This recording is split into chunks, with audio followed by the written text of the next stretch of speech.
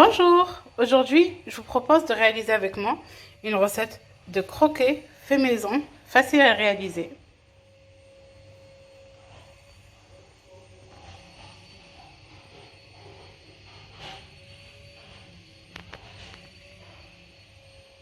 Alors, pour réaliser la recette des croquets, il nous faut de la farine, 2 œufs.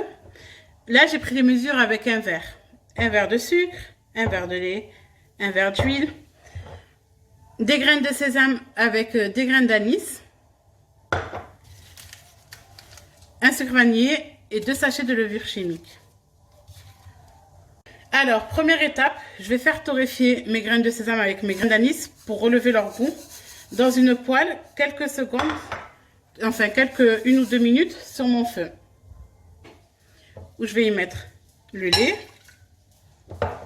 le sucre, l'huile. Vous pouvez aussi mettre un zeste de citron dans cette recette, pardon. C'est vraiment à votre guise. Et je vais venir mélanger le tout avec le fouet.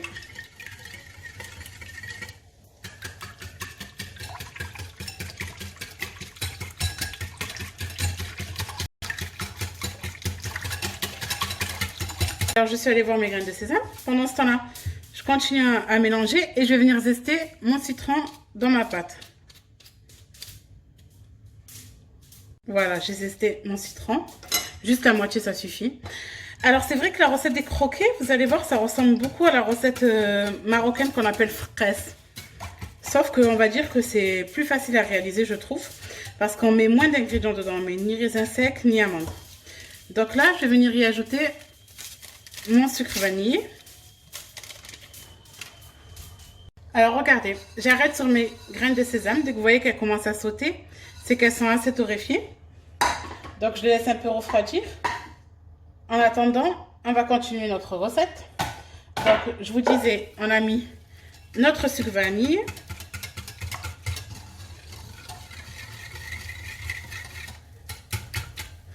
Et là, en fait, je vais prendre à côté de moi la farine que je vais incorporer petit à petit dans mon mélange. Dans la farine, on va venir y mettre notre levure chimique et la mélanger. Comme ça s'incorpore vraiment bien. 2 sachets pour les croquets.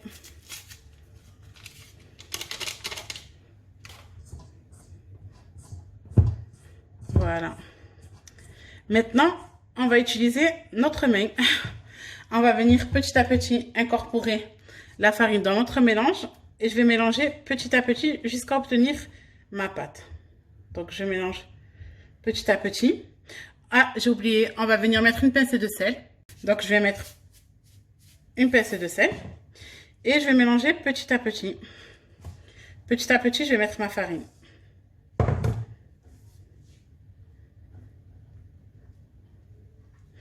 Dès que je commence à mettre ma farine comme ça petit à petit, j'ajoute aussi les grains de sésame avec les grains d'anis afin qu'on puisse bien les mélanger avec le reste de notre pâte.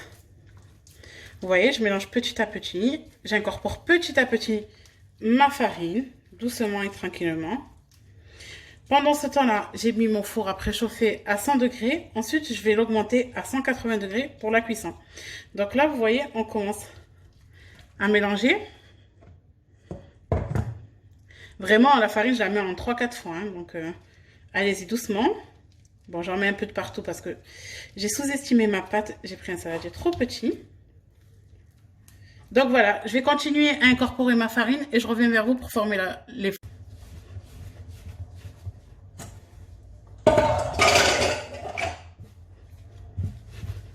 Faut pas avoir peur de mettre la pâte sur le plan de travail pour bien la ramasser. Donc je vais la travailler jusqu'à ce que j'obtienne une belle pâte.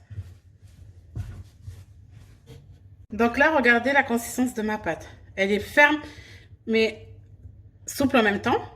Donc là, j'ai préparé à côté de moi ma pâte, c'est ma feuille de silicone. Si vous n'en avez pas, utilisez du papier cuisson. Je vais venir huiler mes mains avec mon plan de travail, car la pâte est plutôt collante, regardez, la preuve. Donc, il ne faut pas avoir peur de vider le plan de travail. Et je vais venir prendre ma pâte que je vais séparer en deux. Si vous n'avez peur de ne pas réussir à les séparer de taille égale, prenez une balance, rien de plus simple. Donc là, j'ai séparé. Je vais essayer déjà de former un boudin en premier temps.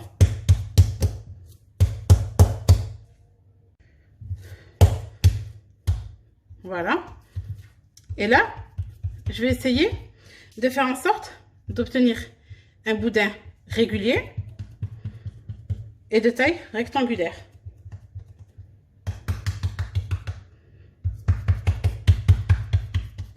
Et là, je vais le prendre et je vais le déposer sur ma slip pad et j'arrange bien les bords parce qu'on cherche quand même à avoir un résultat régulier.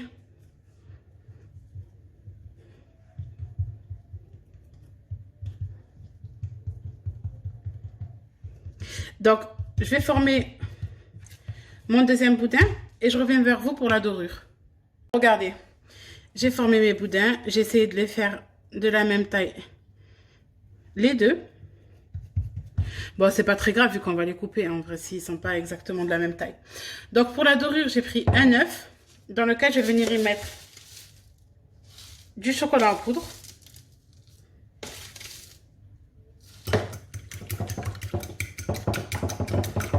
Si vous n'avez pas de chocolat en poudre, vous pouvez très bien aussi mettre une cuillère de Nestlé, de café soluble, de Nescafé, pardon, plutôt.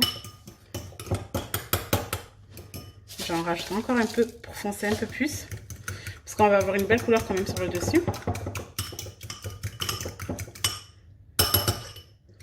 Je vais venir avec un pinceau passer sur le dessus, mettre de la dorure de partout. Donc, j'ai badigeonné mes deux boudins. Maintenant, à vous de faire la déco que vous souhaitez. Moi, je vais leur faire des traits droits comme ça, avec une fourchette. Et je vais venir ensuite croiser.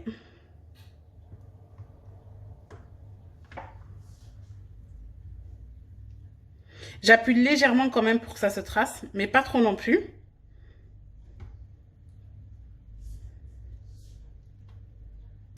Voilà, donc maintenant, je vais augmenter mon four à 180 degrés et je vais envoyer tout ça en cuisson. On va surveiller la cuisson. Au bout de 20 à 25 minutes, on va le sortir pour les trancher et les remettre au four 10 minutes. Regardez après 20 minutes de cuisson, comment ils ont gonflé. Donc là, ils sont encore chauds. Je vais prendre un couteau et je vais venir couper doucement mes croquets. D'à peu près 1 cm. On y va doucement.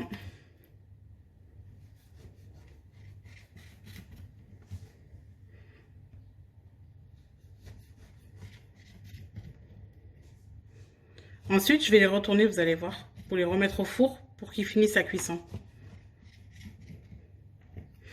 Ah, là, je vais prendre ça à part pour pouvoir vous montrer. Donc là, je les ai coupés. Je viens les retourner. C'est encore chaud, faites vraiment attention de ne pas vous brûler. Hop là. On les retourne sur cette face. Donc, je vais tout découper et je reviens vers vous. Alors, regardez, j'ai découpé tous mes croquets. Je vous montre. Là, ils ne sont pas totalement cuits. Ce n'est pas des petits gâteaux, c'est vraiment pour le goûter. Donc, c'est pour ça qu'on fait de belles formes généreuses. Donc là, je vais les remettre au four à peu près, on va dire, 20 minutes parce qu'il faut qu'ils finissent leur cuisson et qu'ils dorent de chaque côté afin qu'ils deviennent croustillants. Parce qu'il ne faut pas oublier que c'est des gâteaux secs à la base. Donc là, direction le four. Voilà, nos croquets sortent du four. Comme vous pouvez le voir, dorés des deux côtés. Donc, laissez-les refroidir à l'air libre. Une fois qu'ils soient bien frais, là, vous pourrez les déguster ou les conserver dans une boîte hermétique. Donc, j'espère que ma recette vous a plu et que ça change des autres gâteaux que vous avez l'habitude de faire. Donc, n'hésitez pas à liker ma vidéo et à vous abonner à ma chaîne YouTube.